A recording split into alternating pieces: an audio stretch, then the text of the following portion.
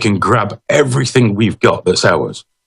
Well, that's it. And then trying to create a real radical threat, they fund ISIS and other groups. Here's the headline from yesterday.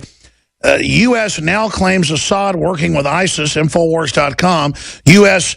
changes narrative after Pentagon report proves ISIS to be Western-backed. And then the U.S. Embassy tweeted, reports indicate the regime of Assad is making airstrikes in support of ISIL, the Islamic State of ISIS, against Aleppo, aiding extremists against Syrian population. That is Orwellian. That is war is peace. I mean, that is crazy. Anyone with a pair of eyes can see that Assad and ISIS have really gotten along well over the years. It just begs belief. You know, people are going to read this. It's like when the situation in Syria first really got going. We were being sold the narrative through the media that it's Assad, the bad guy. Fair enough. Not the nicest of rulers. And it was a popular uprising. Let's arm these aren't the extreme extremists. These are the not quite so extreme extremists. These are our friends. We helped create ISIS and we empowered them. And we were being sold this narrative that they were the good guys. And on LiveLeak, very early in the conflict, we started getting a lot of footage, which very clearly spelled out that there were no good guys in this conflict. And now look at what it's grown into. And we've had people like Tony Blair, the Middle East peace envoy, saying, no, we didn't. We're not responsible for ISIS. Yeah, of course we are. Well, I even predicted 2 years ago, before they even made up the name ISIS out of Al-Qaeda, that when they were done, they would claim that Assad was with the bad rebels, which are the majority of the rebels, and now they've done it. I mean, ISIS, the Salafist, Al-Qaeda, same group, through Saudi Arabia, have been trying to overthrow Assad for 5 years, who is a reformer compared to his dad. He's not an angel, but compared to ISIS, he is. People can live in peace, all different religions. You know, they're wearing suits and ties. You can listen to whatever music you want. You can get a beer. I mean, that's more freedom than what we see under these crazy people. And they've got the nerve now to. I just can't believe that our government is now saying Assad is with ISIS. Do you think they're testing to see if we're dumb, or will people buy this? I think they know people. When they're sat at home in the comfort of the chair, like in the UK, watching Britain's Got Talent, the biggest story in the newspapers last week was that a dog won a talent show. They don't care. You're sat at home. Your life's okay. Remember, most people, TPP, they won't even notice it until it really gets its teeth in or TTIP. They won't really notice it. Their lives will kind of continue on a groove. It's not that the sheep. Most people want to get up, go to work, go home, spend time with the family, like I'm sure you do, I know I do. But you don't tend to think generational. I'm terrified. I've got a 3-year-old son. I'm terrified that he's going to grow up in a world which has been spelled out by our dear leader over here in the UK, where you can't say anything.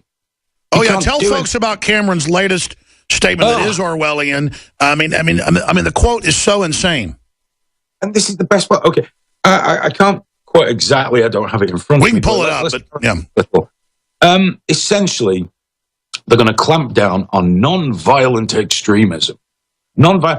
Ask them what it is. They're kind of vague, but one example he gave, and if this isn't terrifying, I don't know what is. 9/11 conspiracy theories are an example of something that could lead people to terrorism.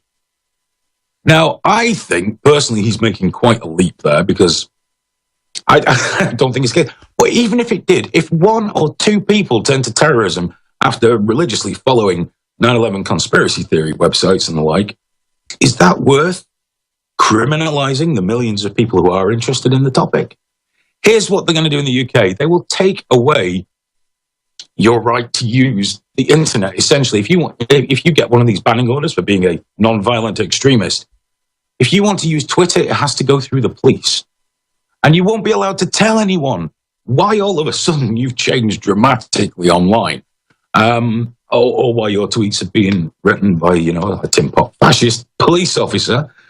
And even better, the prospect, and this is amazing, that you could be arrested and tried without necessarily being told what it is you've done. Now, I know I've read a book about that, quite a famous one. I'm sure you have. And it appears David Cameron and his people did too. And let me read the quote to folks. And here's the problem. I'm too close to this, and so are you, being somebody who's informed. Hayden. But we're here saying things that 50 years ago, 20 years ago, would have been heralding the end of freedom, the end of the West, the end of free speech. They're saying that if you say 9/11 was a cover-up, you're aiding terrorists. Well, no, you're not. You're saying the government's aiding terrorists, which is actually coming out. So they're saying, and I've already been harassed in the UK by police when I'm just out interviewing people, asking me what I'm doing. So they've already been getting this ready, and protest bans downtown, the rest of it. And now he's saying, quote, "For too long, we have been passively tolerant society, saying to our citizens, as long as you obey the law, we will leave you alone. It's often meant we have stood neutral between different values, and that's helped foster a narrative of extremism and grievance." And then if you go on to the full quote, "The government will conclusively turn the page on this failed approach." That's Magna Carta, folks. "As the party of one nation," talk about a cult, we are one nation, "we will govern as one nation." That means you'll do what they say. "Bring our country together." That means actively promoting certain values: freedom of speech, freedom of worship, democracy, the rule of law, equal rights regardless of race, gender, or sexuality. And then later in the quote, because it's a long speech, he says, "We will no longer tolerate criticism of the government." Let me see where it says that. "The government will challenge those who seek to spread hatred and intolerance by forming a new partnership of every person and organization," that's common purpose, "in this country that wants to defeat the extremists.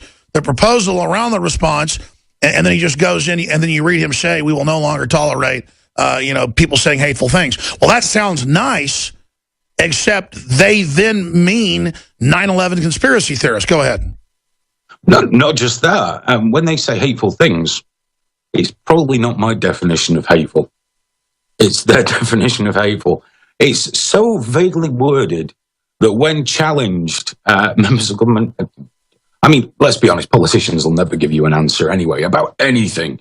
But they just simply don't know. There's these blanket laws. Of course, people like Sepp Kushel, newspapers like the Daily Mail, saying, well, pretty much it's for your own safety. It's for your own good. We will live in this utopian dream world of everyone being nice. You never, ever got rid of any problem by brushing it under the carpet. You do that so long before there's big lumps in the carpet. Sure, but look who they're trying to shut up. Folks that want to criticize the EU, people that want to call for sovereignty, people that don't like GMO. That's who they want to go after, not even the radical Islamicists. They're going to use that threat to take everybody else's freedom. That's always been the plan. Yeah, and it goes right through society. The National Union of Students, which is always... it's tricky because I am definitely very liberal, but perhaps not a-liberal by the modern sense of the word. Sure. But the National Union of Students has always been extremely left. But recently, they wouldn't condemn ISIS because that would be racist, although I'm not entirely sure what race ISIS is, but that would be racist. So we can't condemn ISIS for that. But we can condemn Israel because that's not racist. We can also condemn gay men for co-opting expressions used by black females. We can definitely condemn that. But we can't condemn the guys doing the raping and the murdering. So it's all this. It really is the definition of political correctness gone mad, a phrase that's often used very poorly. But this is definitely being used. That's right. It's all selectively enforced. Of course. Of course it is. They're milking it for everything it's worth. The government have seen a tremendous aided by people's irrational fear of bearded lunatics in sandals exploding everywhere. And the current zeitgeist of thinking amongst our younger people and their leaders. Well, after World War II, the British and the whole the UK refused to carry ID cards and said it was Nazi Germany. And when Hitler was bombing the UK, bombing London, people didn't, give up and say, let's give in. I mean, if there were real terrorists blowing us up every day, it's still not as dangerous as automobiles. We don't get rid of cars because they're dangerous. I mean, this idea that because somebody's threatening to bomb us, we change our whole way of life, that's just ridiculous. It even goes back even more recent than World War II, when the troubles with the IRA were at the peak in this country. British security services went to the government saying, we want way more far-reaching powers. We want to be able to get everyone. And the governments at the time, across all parties, said, oh, no, we can't do that. We can't do that. That's what they want. So effectively, the war on terror is now lost. If there was ever such a thing, it's lost. The terrorists have won without destroying one of our major cities. They've won because we're frantically handing over freedoms at a ridiculous rate and handing over our countries to corporations. I never thought there'd be anyone I trusted less, or anybody I trusted less than politicians to rule us. But there are corporations. Secret corporations, secret agreements. Hayden Hewitt, arbitration. Absolutely. Final segment coming up, or perhaps some overdrive, liveleak.com, Hayden Hewitt. I want to get him back on in the very near future. We're going to give you some more of those David Cameron quotes when we come back. Well, I want to have Hayden Hewitt, the co-founder of liveleak.com, back on in the very near future. He's a great interview, really smart guy. I'm going to be out in the UK in a few months working on a big story. Maybe I can come by his offices and check out what they're doing. They've done a lot of exciting things. They'll be with us for 5 more minutes into overdrive, but the main transmission is going to be over soon. Nightly News is tonight, 7 o'clock. I did find the full quote in his speech from the British Prime Minister just 2 weeks ago. For far too long, this is in his speech, we have been passively tolerant society, saying to our citizens, as long as you obey the law, we will leave you alone. It's often meant we have stood neutral between different values, and that's helped foster a narrative of extremism and grievance. This government will conclusively turn the page on this failed approach. And even the Liberal Guardian breaks this down, because this will be used on conservatives and libertarians and everybody else for that matter. Designed to restrict those trying to radicalize young people, they claim it's for radical Muslims, it's not, is to be included in the Queen's speech. David Cameron will tell the National Security Council on Wednesday. Any activities that are, quote, the High Court will rule, harmful activities of an extremist individual, which they define. The definition of harmful is to include a risk of public disorder or a risk of harassment, alarm, or distress. You know, saying the government's behind terror attacks, that's pretty distressing. A threat to the functioning of democracy. They would include a ban on broadcasting and a requirement to submit to the police, is what he just talked about, in advance any proposed publication. That is the true form of censorship, prior restraint. On the web and social media or in print. The bill will also contain plans for banning orders for extremist organizations. Yeah, like Michael Savage can't come to the UK. Or even guys that just teach self-defense, famous. You know, Navy SEALs and stuff can't go there because they're trying to ban. In fact, they just had the police come out this week. I meant to cover it on Monday. It was in the news. And say, because they asked the police in a public forum, is any self-defense okay? And they said, no, it's all illegal. Only a rape alarm, a panic alarm, a horn is okay. I mean, why do you think the UK, out of all countries, wants this docile population? What's going on? Live Leak co-founder Hayden Hewitt. I think that the thing about the rape alarm was kind of taken a touch out of context, to be fair. I think it's about that's what weapon, you can't carry weapons in this country. I mean, just recently, I think it was Manchester or Salford, which is an adjoining city, a guy stabbed a burglar to death, and, you know, it was considered self-defense. Good. So I think there's a little bit of clickbaiting and selective reporting involved there. But the big thing with what you just spoke about there, do you remember when people were first concerned about the amount of surveillance, where our security services were spying on your people, your security services were spying on our people, and thereby avoiding all the rules about spying on your own people? And everyone, or many people would say, well, it's okay. If you've done nothing wrong, you've got nothing to fear. That's kind of changing now, isn't it? Because Cameron's basically saying, doesn't matter what you've done, you've probably got something to fear. You know, that thing you were doing that was okay yesterday is not okay today, but we might not tell you why we're arresting you for it. And yet still, nobody's terrified. And now they're going to try to roll it out. Why do you think governments are moving so fast towards classical authoritarianism?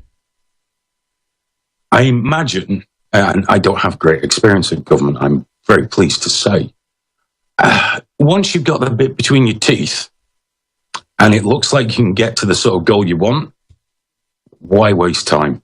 The quicker you move, like many things in life, you know, with a business opportunity or anything like that, move quick. You know, after careful consideration, when you do move, you move as fast as you can to ensure that it happens with as little interference, like Obama trying to railroad through the TPP thing. I'll be talking about this on the Live Leak show later. The White House can find time to mention Bruce Jenner, for example. Which it should be of no relevance to anyone what that man does with his own body. And we're not against